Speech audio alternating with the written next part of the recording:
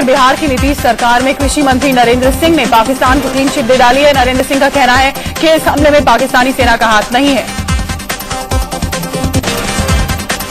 कृषि मंत्री नरेंद्र सिंह ने बिहटा में शहीद परिवार के अनशन को लेकर भी विवादित बयान दिया है। उधर बिहटा के शहीद जवान विजय कुमार राय के परिजनों ने अनशन तोड़ दिया है। मेजर जनरल BS नेगी से मांगे पूरी होने का भरोसा मिलने के बाद शहीद के परिजनों ने अनशन तोड़ा। इस बीच बीजेपी नेता गिरिराज सिंह बिहटा में शहीद विजय के परिजनों से मिलने उनके घर पहुंचे। गिरिराज सिंह ने एक बार फिर मुख्यमंत्री नीतीश कुमार से इस बात का जवाब मांगा कि वो शहीदों के परिजनों से मिलने अब तक क्यों नहीं पहुंचे। उधर छपरा में शहीद रघुनंदन प्रसाद के परिजनों ने सरकारी मदद के बहिष्कार का ऐलान किया है। बिहार सरकार के उदासीन रवैये और मंत्रियों के आपत्तिजनक बयानों के चलते परिवार ने ये फैसला लिया। शहीदों को लेकर दिए गए बिहार सरकार में मंत्री भीम सिंह के बयान की आग ठंडी होती नहीं दिख रही। भीम सिंह की बर्खास्तगी की मांग को लेकर छपरा के सारण में लोगों ने प्रदर्शन किया।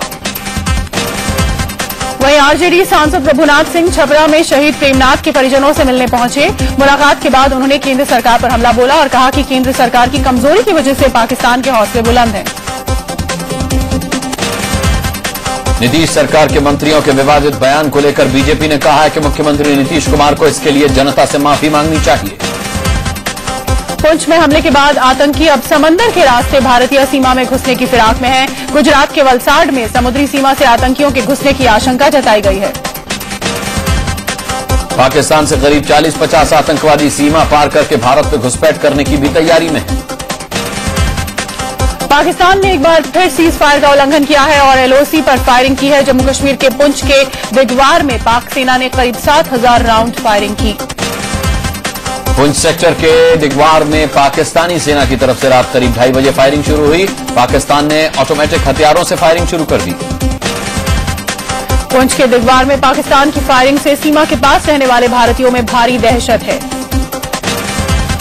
5 दिनों के अंदर पाकिस्तान की ये चौथी नापाक हरकत है। 5 अगस्त की रात चखांदाबाग में पाक सैनिकों की गोलीबारी में 5 भारतीय जवान शहीद हो गए थे। LOC पर पाकिस्तान की तरफ से लगातार होती फायरिंग को लेकर army chief general Vikram Singh ने 2 यूनिट कमांडर्स की खिंचाई की है। आर्मी चीफ ने इस बात पर जोर दिया कि पाक फायरिंग का आक्रामक तरीके से जवाब दिया जाना चाहिए था। जम्मू के पुंछ में सीमा पर पाकिस्तान की तरफ से बार बार सीज फायर तोड़े जाने को देखते हुए मुस्तैदी बढ़ा दी गई है। आतंकवादी हाफिज सईद की धमकी के बाद दिल्ली पुलिस ने कई जगहों पर मॉक ड्रिल की है। दिल्ली के साकेत के mall, greater Kailash market, Nehru place market और लाजपत नगर में पुलिस ने मॉक ड्रिल की। मुंबई हमले के मास्टरमाइंड और जमात उद दावा के प्रमुख हाफिज सईद ने दिल्ली में हमले की धमकी दी है। भारतीय सुरक्षा एजेंसियों ने आशंका जताई है कि पाक अधिकृत कश्मीर में चल रहे आतंकी कैंप को राजस्थान से लगती सीमा पर शिफ्ट किया जा सकता है। खबर है कि जैसलमेर और गंगानगर से लगती सीमा के पास 3 आतंकी प्रशिक्षण शिविर शुरू किए गए हैं। बीजेपी अध्यक्ष राजनाथ सिंह ने कहा है कि पाकिस्तान के साथ हर स्तर पर बातचीत बंद कर देनी चाहिए। बीजेपी प्रवक्ता राजीव प्रताप रूडी ने केंद्र सरकार को कमजोर बताते हुए कहा है कि पाकिस्तान की हरकतों का जवाब देने के लिए नरेंद्र मोदी जैसा नेतृत्व चाहिए।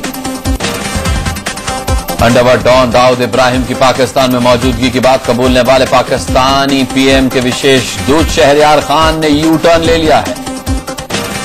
शहरयार खान ने यह भी कहा कि दाऊद इब्राहिम कभी पाकिस्तान में रहा है या नहीं, उन्हें इस बारे में कुछ नहीं मालूम। उन्होंने कहा कि मैं नहीं जानता दाऊद कहां रहता है या इस वक्त वो कहां है। इससे पहले पाकिस्तान ने भारत के मोस्ट वांटेड आतंकवादियों में शामिल दाऊद इब्राहिम की मौजूदगी को पहली बार कबूल किया था। पाक PM नवाज शरीफ के विशेष दूत शहरयार खान ने कहा था कि दाऊद पाकिस्तान में था। शहरयार खान ने यह भी कहा था कि दाऊद को पाकिस्तान से खदेड़ दिया गया है। उसकी वर्तमान मौजूदगी के बारे में पूछे जाने पर शहरयार ने कहा कि हो सकता है वो इस वक्त दुबई में हो। शहरयार खान ने कहा था कि पाक दाऊद जैसे अपराधियों के खिलाफ कार्रवाई के हक में है जो पाक के साथ साथ भारत, अफगानिस्तान या किसी और देश के लिए खतरा हो। दिल्ली बीजेपी में गुटबाजी की जो खबर इंडिया न्यूज ने दिखाई थी उस पर मुहर लग गई है। दिल्ली बीजेपी नेता विजेंद्र गुप्ता ने कहा है कि विजय गोयल को दिल्ली प्रदेश अध्यक्ष बनाने का फैसला जल्दबाजी में लिया गया फैसला है और अब पार्टी अपने फैसले में सुधार करने जा रही है। बीजेपी की दिल्ली इकाई गुटबाजी से जूझ रही है। खबर है कि बीजेपी नेताओं ने विजय गोयल के नेतृत्व में चुनाव लड़ने से इनकार कर दिया है। दिल्ली बीजेपी के नेताओं ने ये भी मांग की है कि मुख्यमंत्री पद के उम्मीदवार का नाम घोषित किया जाए, साथ ही कैंपेन कमेटी का चेयरमैन भी नियुक्त किया जाए। सूत्रों से खबर है कि मुख्यमंत्री पद के लिए हर्षवर्धन का नाम रखा गया है। हालांकि बीजेपी नेता आरती मेहरा ने पार्टी में मतभेद की खबरों को खारिज करते हुए कहा कि जो छोटे मोटे इश्यू हैं उससे शुक्रवार को नितिन गडकरी के घर हुई बैठक में सुलझा लिया गया। वहीं जब बीजेपी की इस गुटबाजी को लेकर दिल्ली के प्रदेश अध्यक्ष विजय गोयल से सवाल किया गया तो उन्होंने कहा कि जो फैसला होना होगा वो पार्लियामेंट्री बोर्ड में होगा।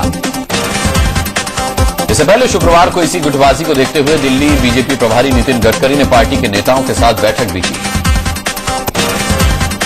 जम्मू में दो गुटों के बीच शुक्रवार को हुई हिंसा के विरोध में बंद के दौरान जमकर हंगामा हुआ। पुलिस और प्रदर्शनकारियों के बीच झड़प हुई, जिसकी वजह से पुलिस को लाठीचार्ज करना पड़ा।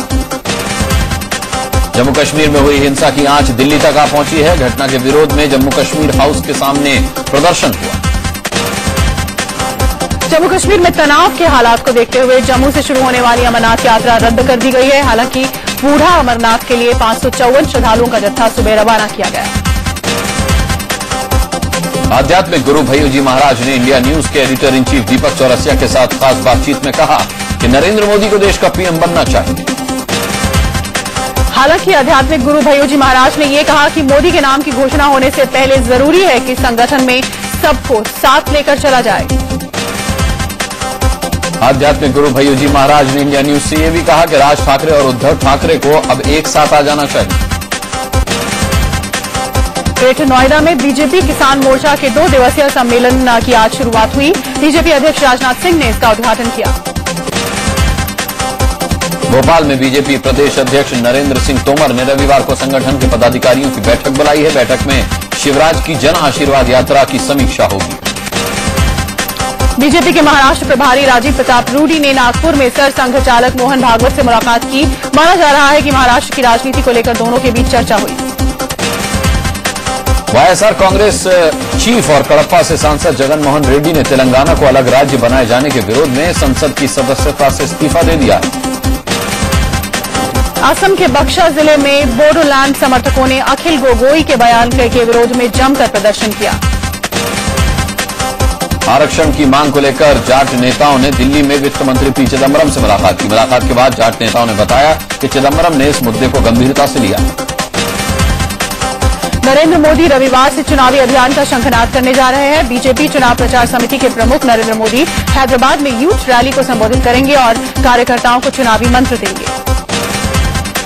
दुर्गा शक्ति मामले में सोनिया गांधी की चिट्ठी लिखने से खफा यूपी सरकार में मंत्री आजम खान की सोनिया पर टिप्पणी से कांग्रेस भड़की हुई है। रायपुर में मुख्यमंत्री रमन सिंह ने बीजेपी कोर ग्रुप की बैठक बुलाई। बैठक में चुनाव के लिए रणनीति पर चर्चा हुई, जिसमें विधायकों ने मांग की कि छत्तीसगढ़ में 52% पिछड़े और आदिवासी वर्गों को प्रतिनिधित्व मिलना चाहिए।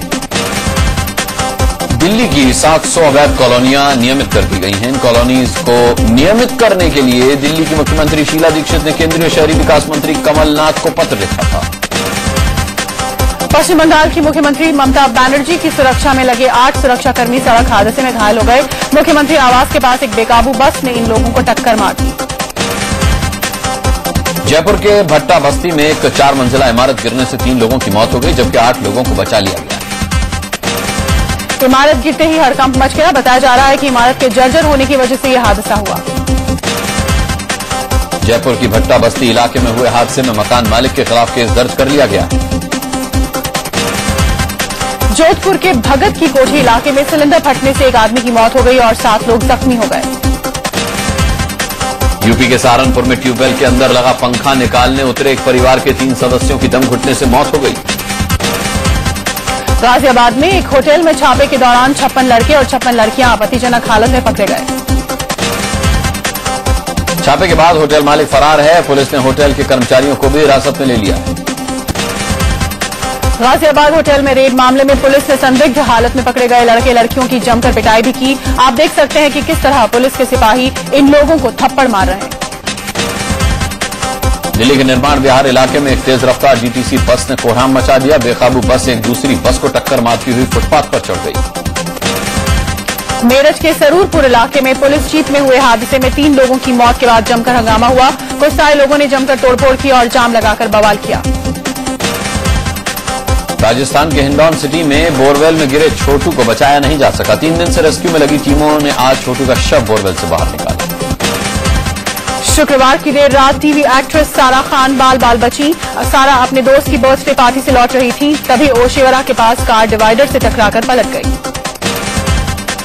बताया जा रहा है कि तेज रफ्तार के चलते सारा खान की कार का एक्सीडेंट हुआ। सारा की कार उनका एक दोस्त चला रहा था। Greater Noida Delhi Howrah rail route पर एक प्रेमी युगल ने ट्रेन के सामने कूदकर जान दे दी।